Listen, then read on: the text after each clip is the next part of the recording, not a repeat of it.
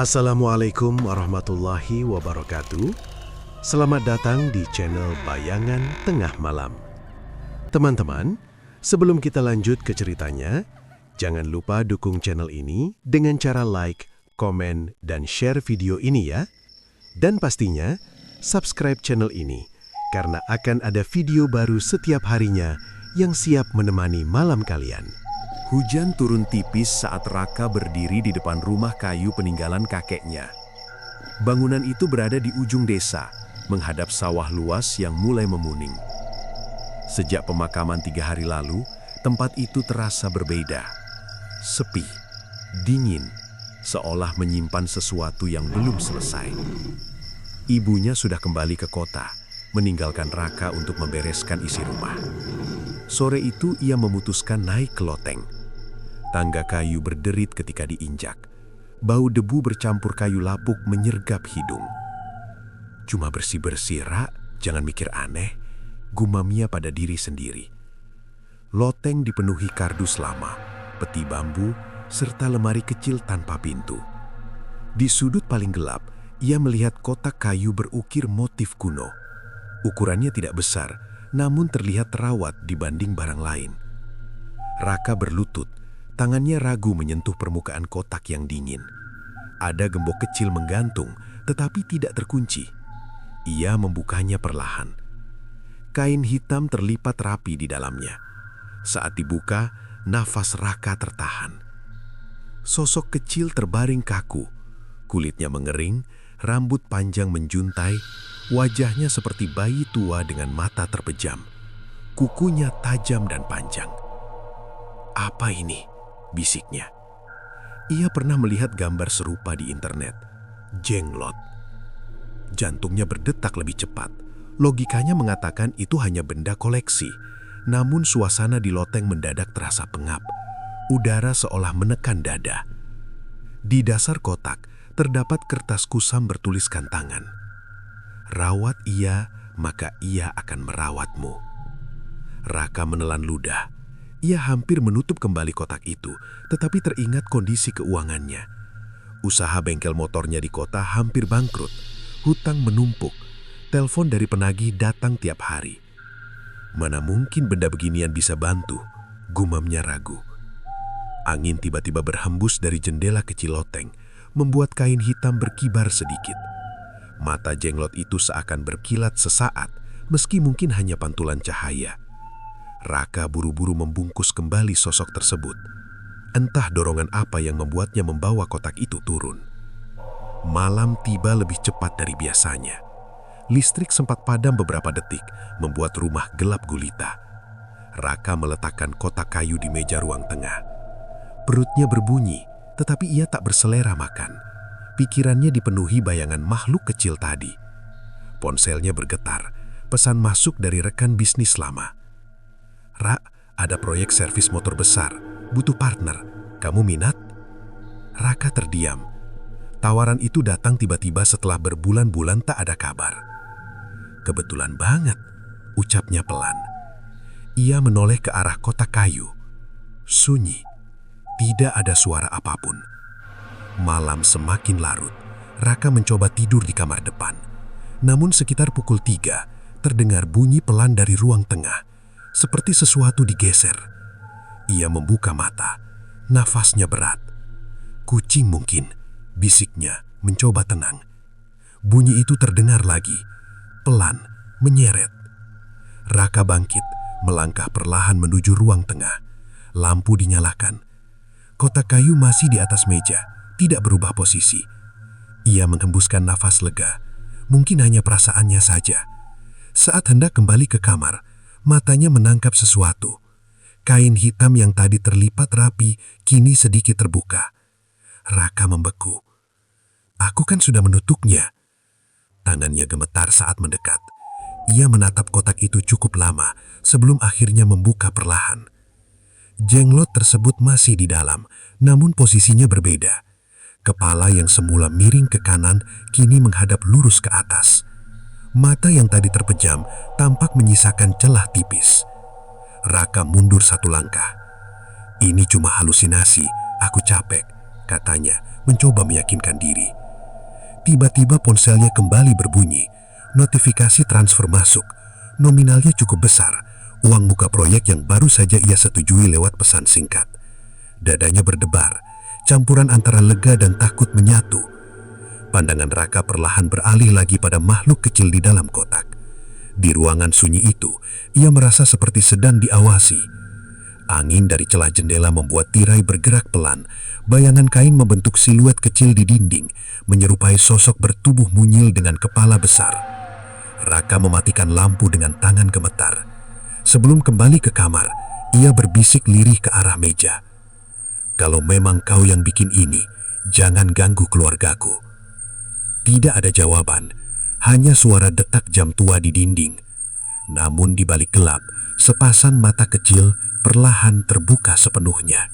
Pagi datang dengan cahaya pucat menembus celah jendela. Raka terbangun dalam keadaan lelah meski semalam hampir tidak tidur. Ingatannya langsung kembali pada kotak kayu di ruang tengah. Ia bangkit, berjalan pelan. Meja masih di tempat yang sama. Kotak itu tertutup rapat. Semalam cuma mimpi, gumamnya mencoba tenang. Namun saat ia menyentuh permukaannya, terasa hangat, bukan dingin seperti kayu biasa. Raka menarik tangan seketika. Ponselnya berbunyi lagi. Rekan bisnisnya mengirim pesan. "Dana tambahan sudah kukirim. Klien setuju kerjasama jangka panjang." Raka terdiam lama.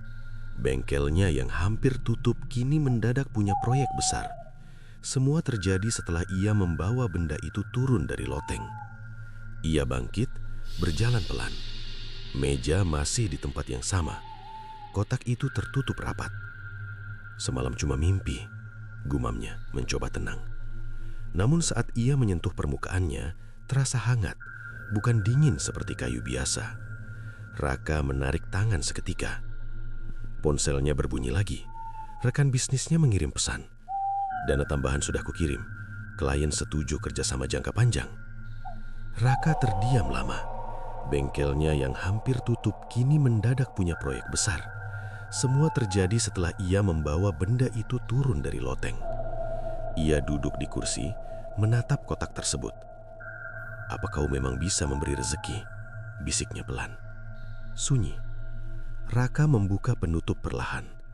Jenglot itu terbaring diam, namun ada sesuatu yang berbeda. Bibir kecilnya tampak lebih merah dibanding kemarin. Raka menggeleng, merasa pikirannya mulai kacau. Ia menutup kembali kotak itu, lalu bersiap pergi ke kota untuk menemui klien. Sepanjang perjalanan pikirannya gelisah. Angin siang terasa panas, meski langit mendung. Pertemuan berjalan lancar, kontrak ditandatangani tanpa hambatan. Bahkan klien memuji rencana Raka yang sebenarnya belum sepenuhnya ia siapkan. "Entah kenapa saya yakin sama kamu," ujar pria itu sambil bersenyum. Raka membalas dengan senyum tipis, meski hatinya terasa aneh. Menjelang sore, ia kembali ke rumah desa. Saat membuka pintu, aroma amis tipis tercium dari dalam. "Bau apa ini?" katanya pelan. Ia mencari sumbernya hingga tiba di meja ruang tengah. Setetes cairan merah menetes dari sudut kotak kayu ke permukaan meja. Jantungnya berdegup keras. Dengan tangan gemetar, ia membuka penutupnya. Jenglot itu kini tampak berbeda. Mata kecilnya terbuka sepenuhnya. Bola mata hitam pekat menatap lurus ke arahnya. Raka terlonjak mundur. Tidak mungkin. Bibir makhluk itu bergerak sedikit, hampir tak terlihat. Suara lirih terdengar seperti bisikan dari dalam sumur. "Lapar." Raka membeku, keringat dingin mengalir di pelipisnya. "Kau bicara?" Tidak ada jawaban, hanya tatapan tanpa kedip. Raka mencoba berpikir jernih. Mungkin tekanan batin membuatnya berhalusinasi. Ia menutup kembali kotak itu dengan cepat. Malam turun membawa keheningan mencekam. Lampu rumah menyala redup. Raka duduk sendirian, menatap layar ponsel yang terus menampilkan notifikasi pesanan servis baru. Keuntungan datang deras, jauh melebihi perkiraan. Namun suara itu terdengar lagi. Lapar. Kali ini lebih jelas. Raka berdiri, kakinya terasa berat saat melangkah menuju meja. "Apa yang kau mau?" tanyanya dengan suara bergetar. Kotak kayu bergetar pelan. Pisau kecil di dapur tiba-tiba jatuh ke lantai tanpa sebab. Suaranya nyaring memecah sunyi. Tatapan Raka terpaku pada pisau tersebut. Bisikan kembali terdengar. "Setetes saja." Napasnya memburu, ia sadar arah pembicaraan itu. "Darah?" ucapnya lirih. Kotak kayu berhenti bergetar. Keheningan menjadi jawaban. Raka menatap tangannya sendiri. Luka kecil tak akan berarti, pikirnya. Toh selama ini banyak orang melakukan ritual aneh demi keberuntungan. "Cuma sekali," katanya pelan, seakan meyakinkan diri. Ia mengambil pisau, menusuk ujung jarinya hingga darah mengalir tipis. Rasa perih menyentak sarafnya. Raka membuka kotak itu lagi. Jenglot menatap dengan mata lebar. Ia meneteskan darah ke bibir kecil makhluk itu. Seketika cairan merah itu menghilang, seolah diserap tanpa bekas. Tubuh mungil itu bergerak halus, jari-jarinya yang panjang melengkung pelan. Suara mendesis keluar dari mulutnya. Raka menjatuhkan pisau, mundur ketakutan. "Aku sudah beri, cukup," serunya.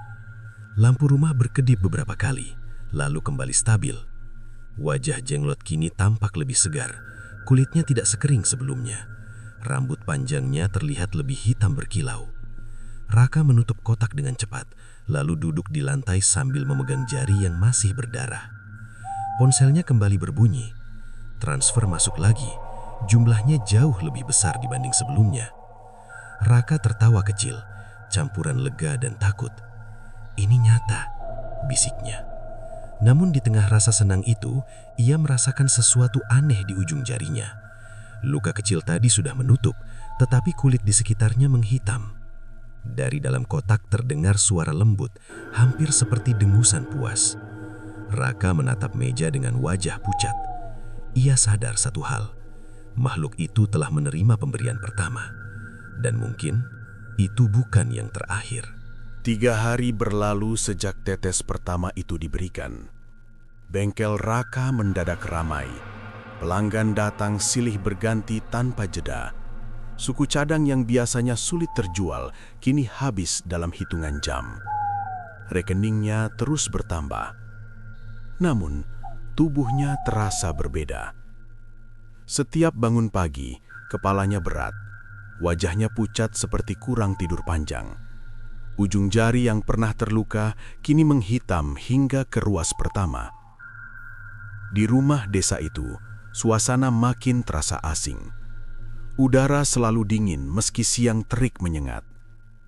Sore itu Raka duduk di ruang tengah, menatap kotak kayu di atas meja.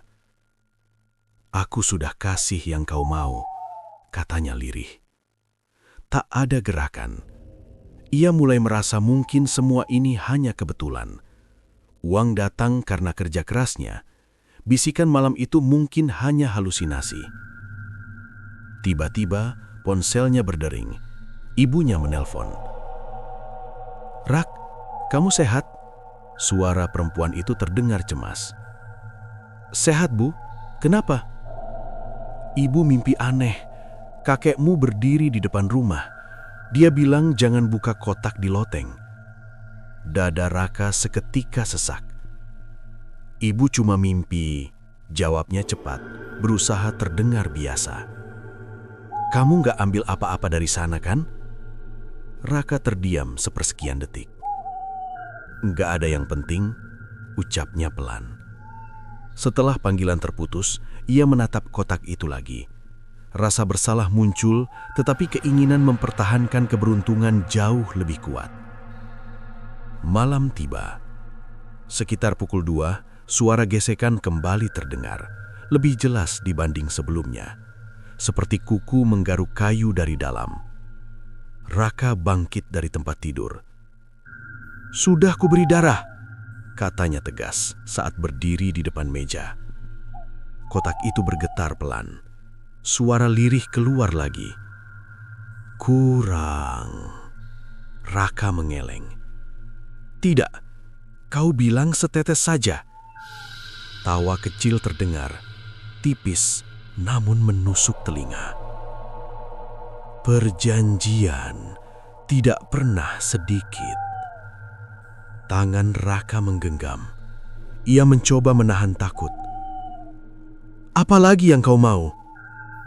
Sunyi sejenak. Lalu bisikan itu berubah lebih dalam. "Kesetiaan." Tiba-tiba, lampu padam. Ruangan gelap gulita.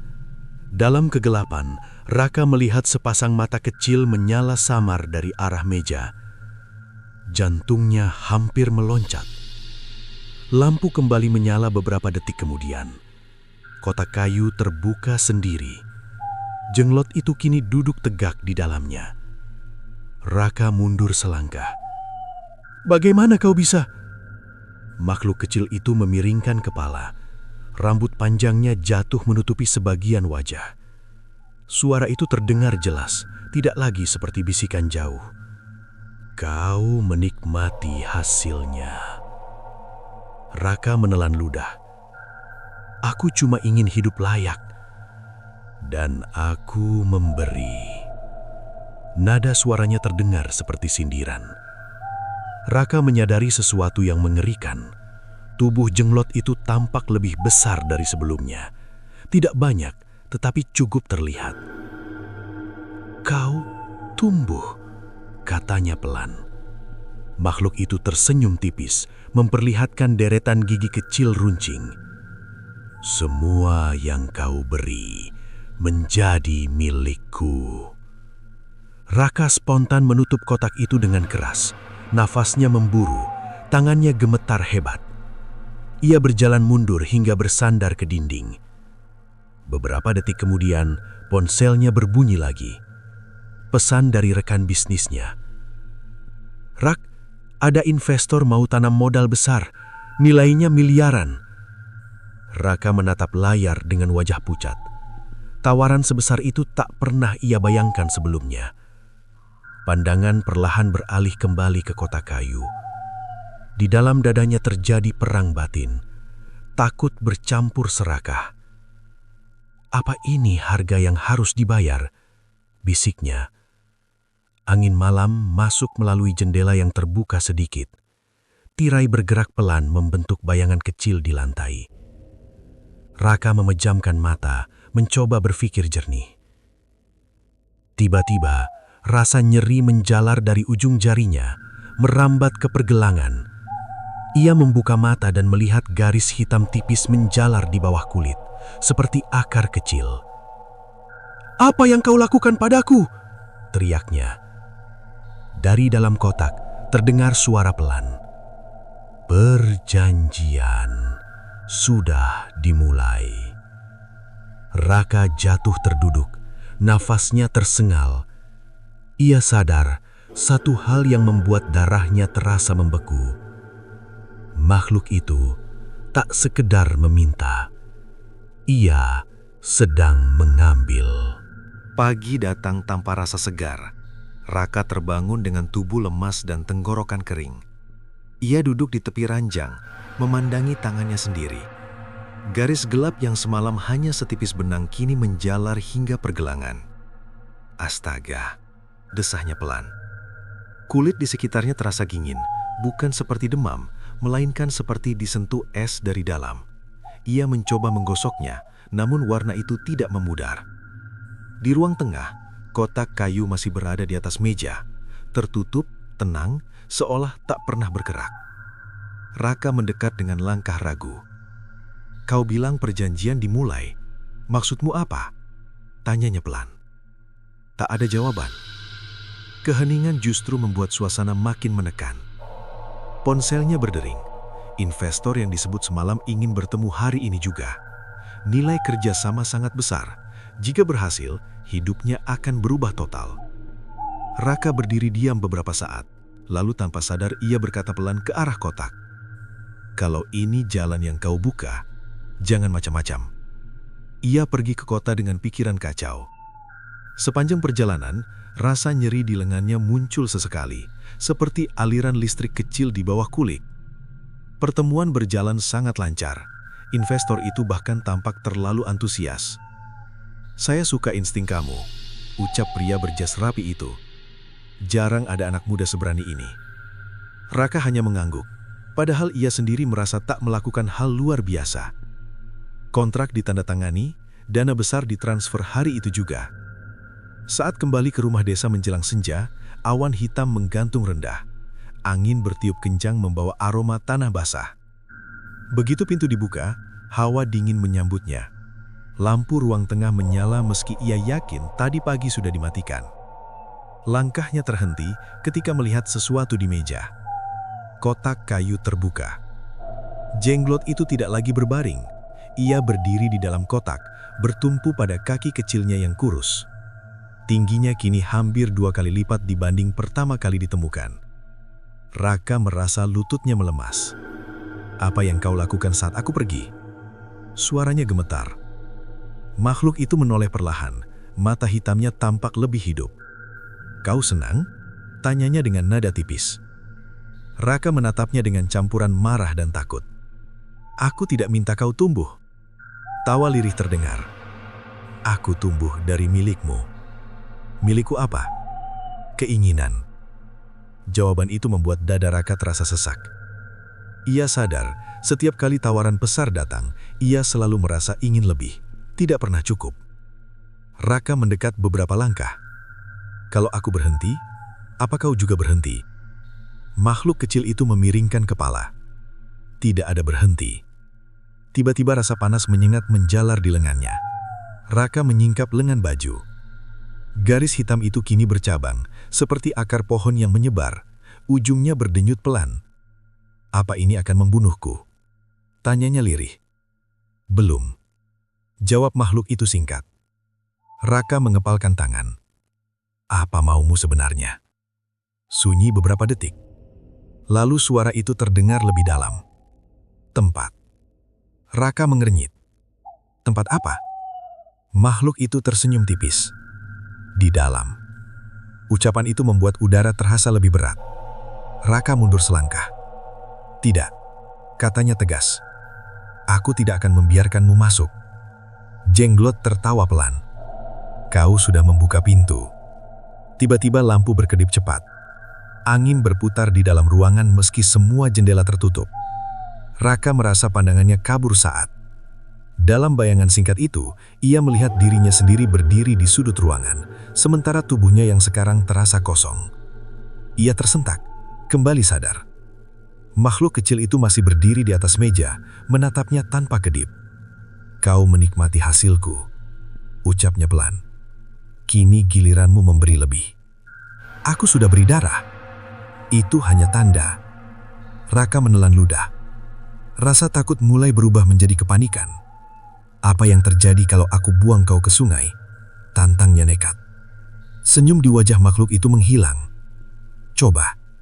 Seketika rasa nyeri di lengannya meningkat jabut. Ia berteriak kecil, memegang pergelangan yang terasa seperti ditusuk dari dalam. Garis hitam itu berdenyut semakin jelas. Raka tersadar akan sesuatu yang mengerikan. Ikatan mereka bukan lagi melalui kotak kayu, melainkan melalui tubuhnya sendiri.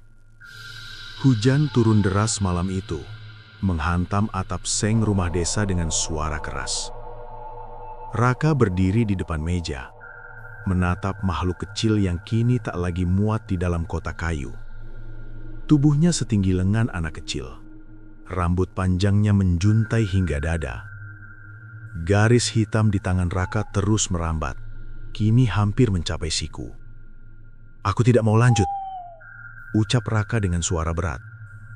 Jenglot itu tersenyum tipis. "Kau sudah lanjut?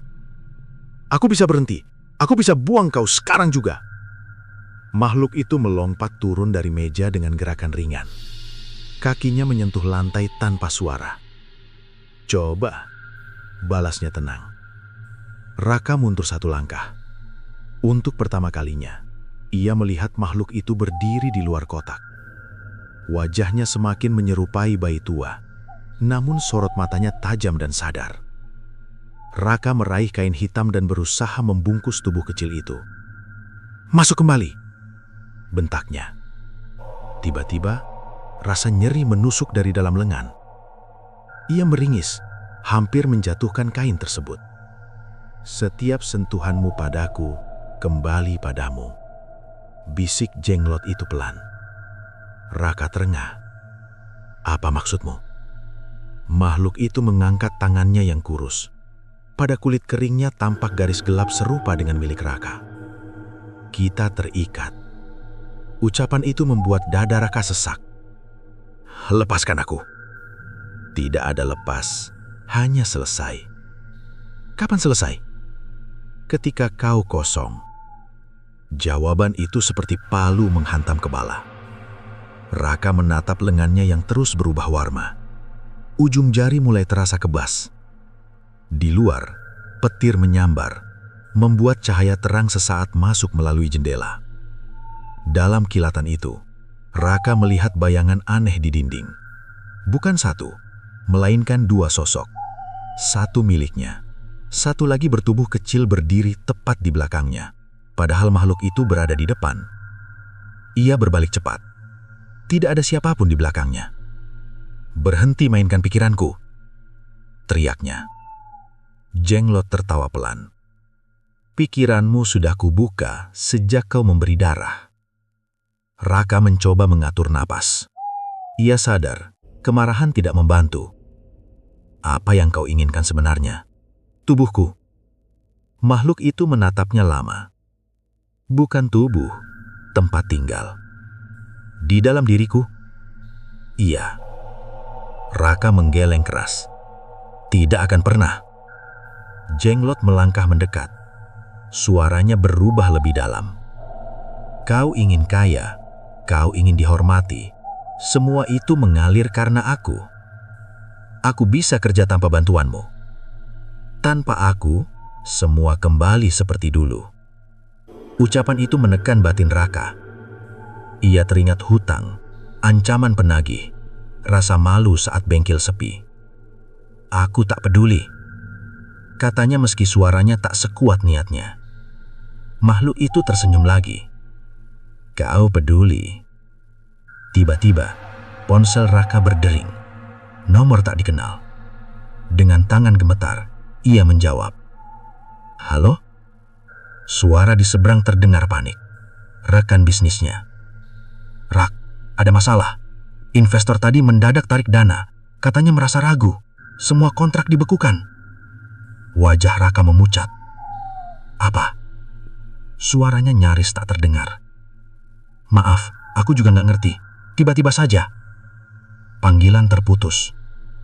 Raka perlahan menurunkan ponsel. Pandangannya beralih ke makhluk kecil di depannya. Tanyanya pelan. Kau lakukan ini. Makhluk itu mengangkat bahunya kurus. Aku memberi.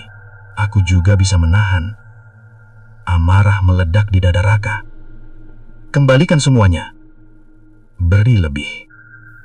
Lebih apa lagi? Makhluk itu menunjuk ke arah dada Raka. Kesediaan. Raka terdiam. Kata itu terdengar lebih berat dibanding darah. Apa maksudnya kesediaan? Kau harus mengizinkan aku masuk. Jantungnya berdetak keras. Masuk bagaimana? Makhluk itu melangkah makin dekat, hingga jarak mereka hanya 1 langkah. Biarkan aku tinggal di dalam bayanganmu. Raka merasa suhu ruangan turun drastis. Kalau aku menolak, makhluk itu tersenyum tipis. Lihat tanganmu. Raka menunduk. Garis hitam kini sudah melewati siku dan bergerak perlahan ke arah bahu. Rasa kebas menjalar ke jari-jari. Ini akan terus naik, bisiknya. Iya. Sampai mana? Ke tempat yang sama dengan tempatku nanti. Raka mengangkat kepala dengan napas gemetar. Jantung? Makhluk itu tidak menjawab. Senyumnya cukup menjadi jawaban. Hujan di luar semakin deras. Petir kembali menyambar, menerangi ruangan untuk sesaat. Raka sadar satu hal mengerikan. Makhluk itu tidak lagi sekedar meminta darah. Ia menuntut izin untuk menjadi bagian dari dirinya. Dan jika ditolak, tubuhnya sendiri akan menjadi harga yang dibayar. Subuh datang tanpa cahaya hangat. Raka duduk di lantai ruang tengah dengan punggung bersandar pada dinding. Hujan semalam menyisakan udara lembab dan bau tanah basah. Di depannya, makhluk kecil itu berdiri diam, seolah menunggu jawaban. Garis gelap di lengan Raka kini hampir menyentuh bahu. Rasa kebas menjalar perlahan, membuat jemarinya sulit digerakkan. "Aku tidak akan izinkan kau masuk," ucapnya pelan namun tegas. Jenglot menatap tanpa kedip. "Kau sudah membuka pintu, tinggal melangkah. Aku bisa cari cara lain. Tidak ada jalan lain." Raka berdiri dengan susah payah. Ia mengambil kotak kayu dan mendorong makhluk itu kembali ke dalamnya.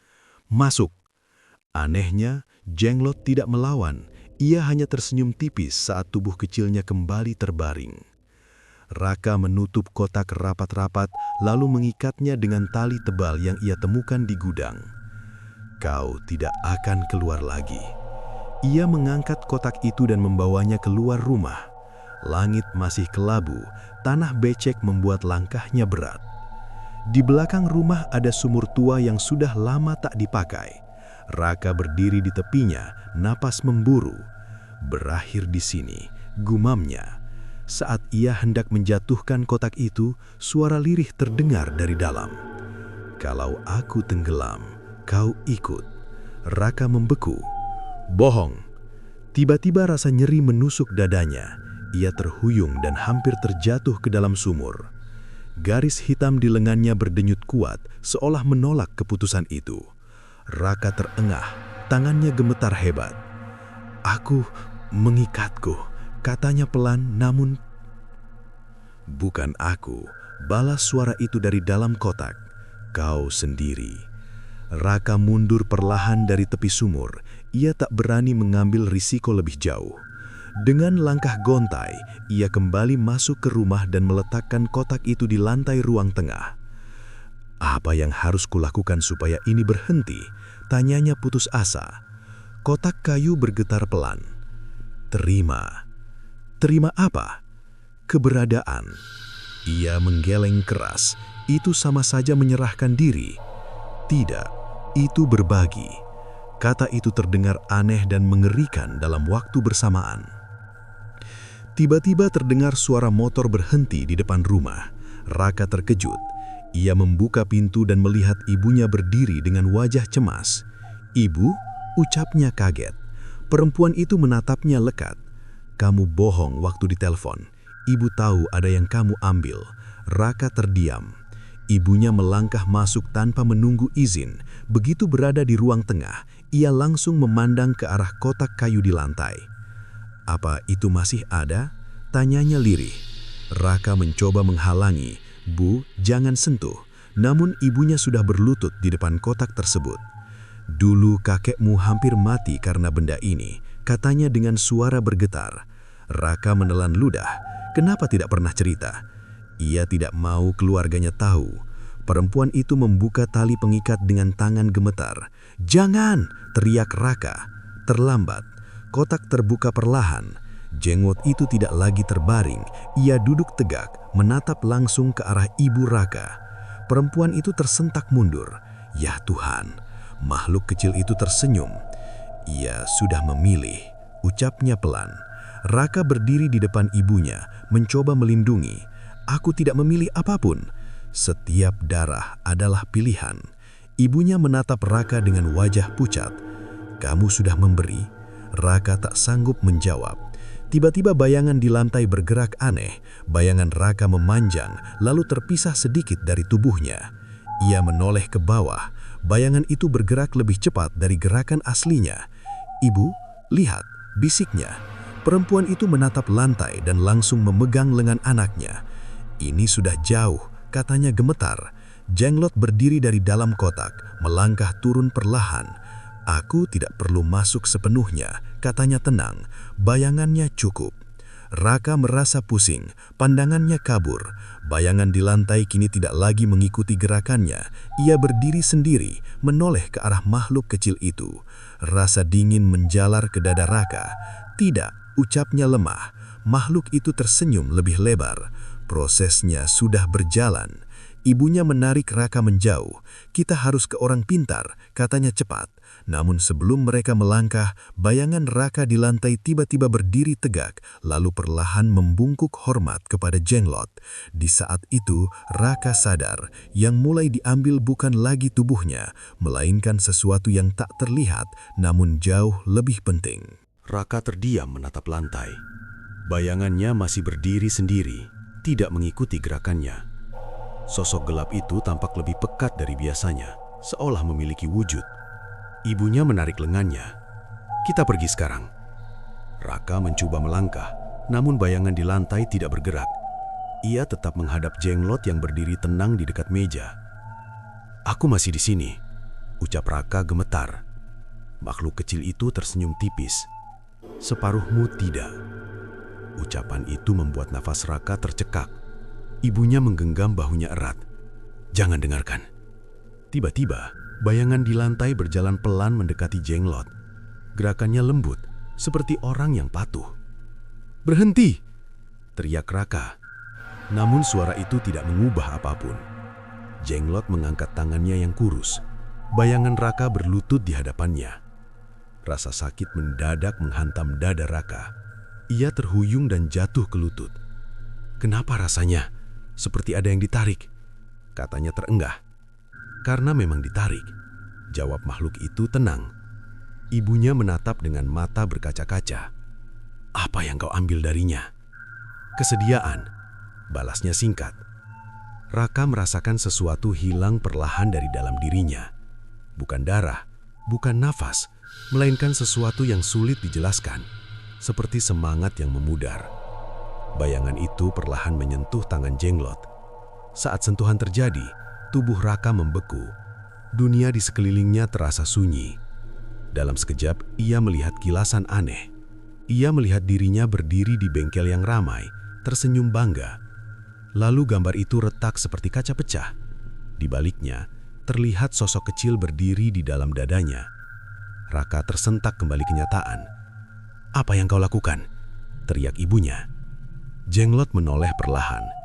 Ia memberi izin lewat keinginan. Aku tidak pernah mengizinkan, bantah Raka. Kau ingin segalanya cepat, itu cukup. Bayangan di lantai kini menyatu dengan kaki Jenglot, seperti asap yang diserap. Raka menjerit kesakitan. Garis hitam di lengannya bergerak cepat naik hingga menyentuh bahu. Ibunya memeluknya erat. Bertahan, nak. Makhluk itu menatap mereka dengan wajah tanpa emosi. Proses ini tidak bisa dihentikan. Raka mengangkat kepala dengan susah payah. Kalau aku menyerah sekarang, apa tahu pergi? Jenglot terdiam sesaat. Tidak, aku tinggal. Kalau aku menolak, kau tetap tinggal, tapi kosong. Jawaban itu membuat udara terasa makin berat. Raka menatap ibunya. Wajah perempuan itu penuh ketakutan, namun juga tekad. Kita bakar saja, katanya tiba-tiba. Raka menoleh cepat. Kalau dibakar, aku juga. Kita belum coba. Ibunya berlari ke dapur mengambil minyak tanah. Tangannya gemetar, tetapi sorot matanya tegas. Bu, jangan. Namun perempuan itu sudah menyiramkan cairan ke arah makhluk kecil tersebut. Jenglot tidak bergerak. Ia hanya menatap dengan senyum tipis. Kalian terlambat, ucapnya pelan. Api dinyalakan. Dalam hitungan detik, nyala merah membesar di ruang tengah.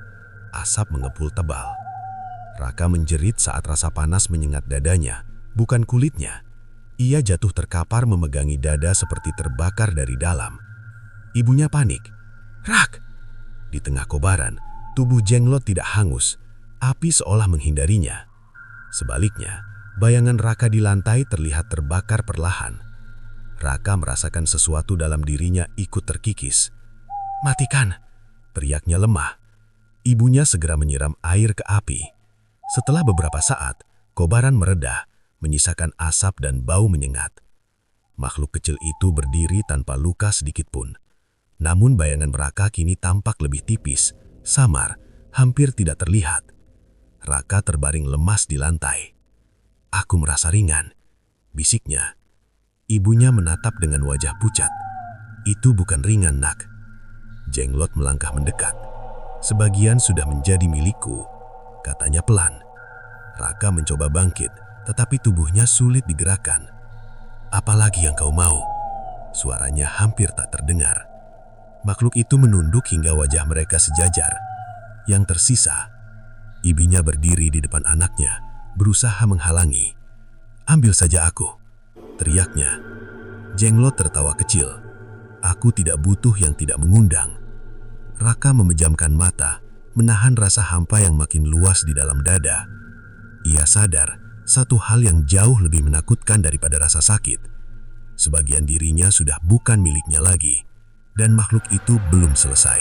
Asap tipis masih menggantung di ruang tengah. Bau hangus bercampur minyak tanah menyengat hidung. Raka terbaring lemah di lantai. Napasnya pendek dan tidak teratur. Ibunya memeluknya sambil menangis tertahan. Bayangan di bawah tubuh Raka kini samar, nyaris tak berbentuk. Jika dilihat sekilas, seolah ia berdiri tanpa pantulan gelap di lantai. Jenglot itu berdiri beberapa langkah dari mereka. Tubuhnya terlihat semakin padat, tidak lagi sekering dulu. Rambutnya jatuh rapi di bahu kecilnya. "Kalian mempercepatnya," ucapnya tenang. Ibunya menatap tajam. "Apalagi yang kau inginkan? Anak saya sudah kau ambil separuhnya." Makhluk itu memiringkan kepala. "Belum separuh, tapi hampir." Raka membuka mata dengan susah payah. Suaranya serak. "Kalau aku mati, kau juga hilang." Jenglot tersenyum tipis. "Tidak, aku hanya pindah." Jawaban itu membuat ibunya menggigil.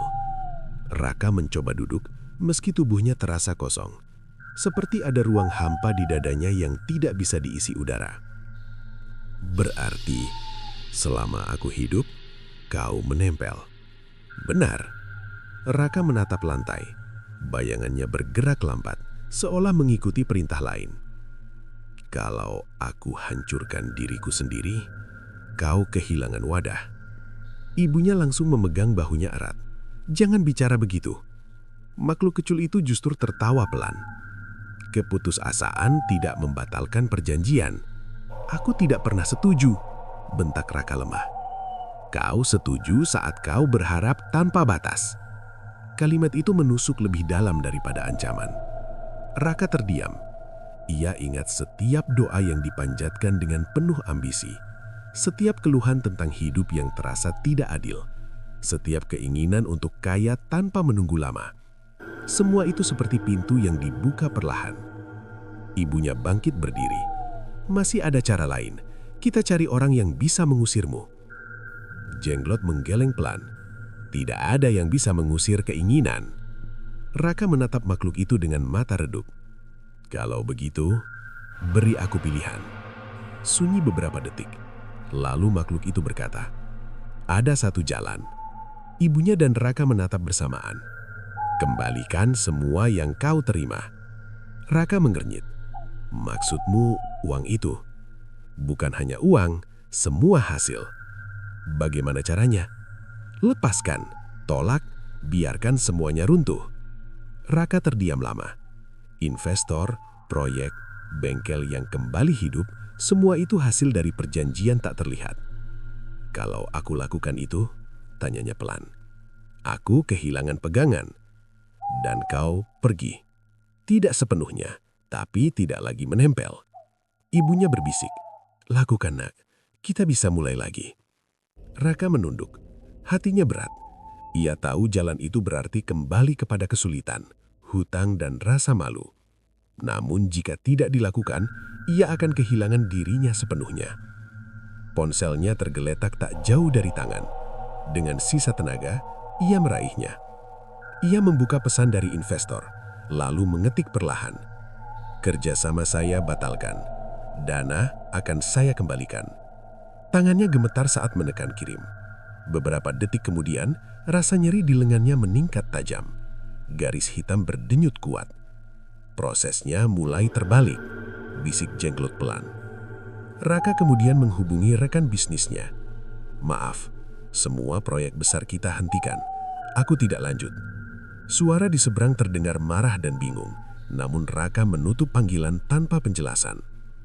Ia membuka aplikasi bank dan mulai mentransfer kembali dana yang masuk. Jumlahnya hampir mengosongkan rekening.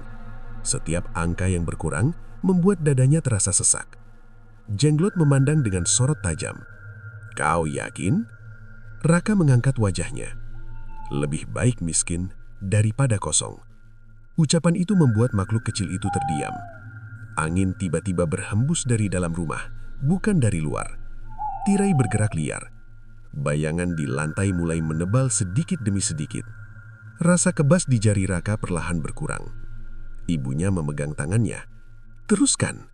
Raka mengangguk dan menghapus semua rencana ekspansi besar yang telah ia susun. Ia mengirim pesan pembatalan ke beberapa pihak. Setelah semuanya selesai, ia menjatuhkan ponsel ke lantai. Ruangan menjadi sunyi. Jenglot melangkah mundur satu langkah. Tubuhnya terlihat sedikit menyusut. Ini belum selesai, katanya pelan. Aku tahu, tapi ini pilihanku. Makhluk itu menatapnya lama, lalu tersenyum tipis.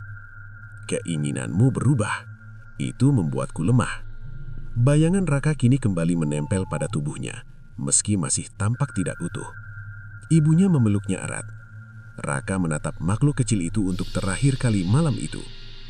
Kalau kau masih ingin tinggal, kau harus ikut aturan baruku. Jenglot tidak menjawab.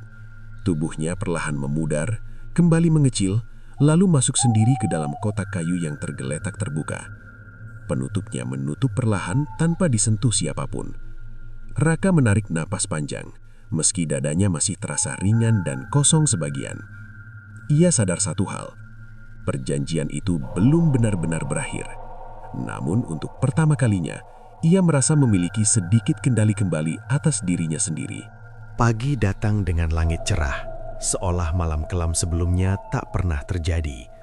Rumah kayu itu terasa lebih ringan, tidak ada hawa menekan, tidak ada bisikan lirih di sudut ruangan. Raka duduk di kursi ruang tengah. Kotak kayu berada di atas meja, tertutup rapat. Sejak semalam, benda itu tidak bergerak. Ibunya menyeduh teh hangat di dapur. Wajahnya masih lelah, namun sorot matanya lebih tenang. "Bagaimana badanmu?" tanyanya lembut. "Lebih enak," jawab Raka belan, tapi masih terasa kosong. Ia menatap tangannya. Garis hitam itu memudar, menyisakan bayangan samar di bawah kulit. Tidak lagi menjalar, namun belum sepenuhnya hilang. Ibunya duduk di sampingnya. "Kita kubur saja benda itu." Raka menggeleng perlahan. "Kalau dikubur belum tentu selesai. Lalu, aku ingin mengakhiri dengan benar." Ia berdiri dan membawa kotak kayu itu keluar rumah. Ibunya mengikuti dari belakang. Di halaman belakang, tanah masih lembab oleh hujan kemarin. Udara terasa segar.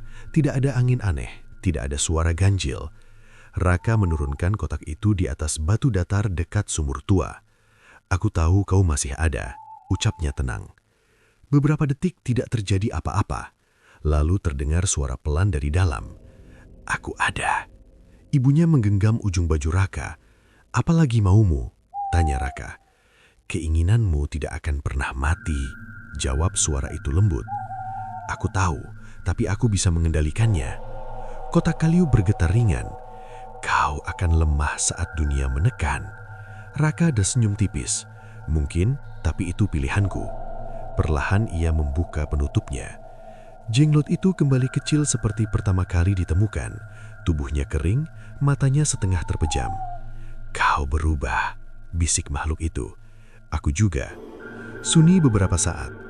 "Apa kau menyesal?" tanya suara kecil itu. Raka menatapnya dalam. "Aku menyesal bukan karena kehilangan uang. Aku menyesal karena hampir kehilangan diriku." Ibunya terdiam mendengar kalimat itu. Makhluk kecil itu mengangkat kepalanya sedikit. "Aku tidak bisa hidup tanpa keinginan manusia." "Kalau begitu, carilah yang lain," jawab Raka tegas. Suasana mendadak sunyi. Raka mengambil kain hitam yang dulu membungkus tubuh kecil itu. Ia melipatnya perlahan. "Aku tidak akan membakar atau menenggelamkanmu," katanya. "Aku hanya tidak akan lagi memberi." "Kau yakin?" Raka mengangguk. "Selama aku tidak memanggil, kau tidak punya pintu." Jenglot terdiam lama. Angin pagi berembus pelan menggerakkan daun di sekitar halaman. Tiba-tiba makhluk itu tertawa kecil, bukan dengan nada menyeramkan, melainkan seperti bisikan jauh. "Manusia selalu memanggil tanpa sadar." Raka tidak membalas. Ia membungkus tubuh kecil itu kembali dan menutup kotak dengan mantap. Lalu ia menggali tanah di samping batu besar, tidak terlalu dalam. Ibunya membantu tanpa banyak bicara. Kotak itu diturunkan perlahan ke dalam lubang. Sebelum menimbungnya, Raka berkata pelan, "Aku tidak menginginkan jalan cepat lagi." Tidak ada jawaban. Tanah ditutup kembali hingga rata. Setelah selesai, Raka berdiri memandangi tempat itu cukup lama. Ibunya menyentuh bahunya. "Sudah selesai?" Raka menarik napas panjang. Belum sepenuhnya, tapi cukup. Mereka kembali masuk ke rumah. Siang itu, Raka menerima beberapa pesan dari rekan bisnis yang marah, kecewa, bahkan mencemooh. Ia membacanya tanpa emosi berlebihan. Rekeningnya kini hampir kosong, bengkel harus dimulai lagi dari awal. Namun saat ia berdiri di depan cermin kamar, ia melihat sesuatu yang membuatnya terdiam. Bayangannya kembali utuh, tidak ada jeda, tidak ada gerakan aneh. Ia mengangkat tangan, bayangan itu mengikuti dengan tepat. Raka tersenyum tipis. Malam datang dengan tenang, tidak ada suara gesekan, tidak ada bisikan lapar. Namun ketika lampu kamar dimatikan dan hanya cahaya bulan masuk lewat jendela, Raka sempat melihat sesuatu sekilas di sudut ruangan, seperti bayangan kecil yang berdiri sebentar lalu menghilang. Ia memejamkan mata. Ia sadar satu hal, makhluk itu mungkin tidak sepenuhnya pergi, tetapi selama ia tidak lagi dikuasai oleh keinginan yang membabi buta, pintu itu tetap tertutup, dan kali ini kunci itu berada di tangannya sendiri.